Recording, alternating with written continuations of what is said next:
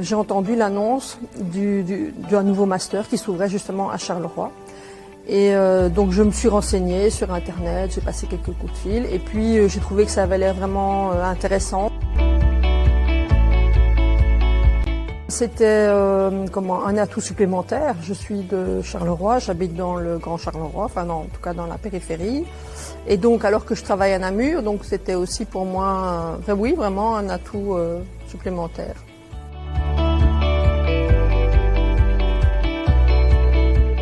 Tout m'intéressait à la base. J'étais vraiment dans une optique d'ouverture d'esprit et d'être étonnée, d'être intéressée. Ce que j'ai trouvé beaucoup de cours intéressants. Mais pour moi, le souvenir que j'en garde, c'est que vraiment l'exercice de simulation, donc avec ces deux phases, la phase 1 au départ et la phase 2 en fin, permettait vraiment d'utiliser pratiquement tous les cours qu'on avait eus au service de cet exercice et des propositions qu'on allait faire. Et ça, j'ai trouvé que c'était très intéressant.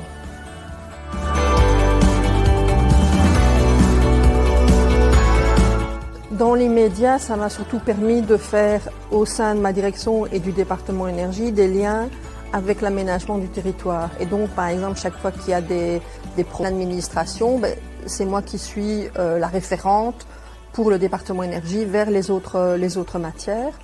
Et puis aussi, je pense que le master permet la construction de projets, en l'occurrence des projets d'urbanisme. Mais les mécanismes de réflexion, ils peuvent être identiques sur d'autres types de projets. Et donc, oui, je pense qu'au-delà du diplôme et du papier, ça m'a apporté beaucoup et je pense que ça continuera de m'apporter sur les quelques années qui me restent. J'ai une fonction plus de management puisque je coordonne l'ensemble des guichets de l'énergie. Donc c'est du management assez éloigné du master et de ma profession de base qui est architecte.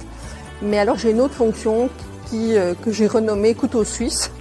Et en ça, effectivement, donc c'est ce que j'expliquais précédemment, le master m'a apporté, c'est que, voilà, quand on a une question, un projet qui sort des sentiers battus, on vient me voir et on me dit, voilà, qu'est-ce qu'on fait, où est-ce que tu peux prendre ça en charge, où est-ce que tu peux coordonner ça, etc. Et donc, voilà, ça m'apporte un peu une série de choses qui sortent de l'ordinaire et qui sont, un peu extraordinaires.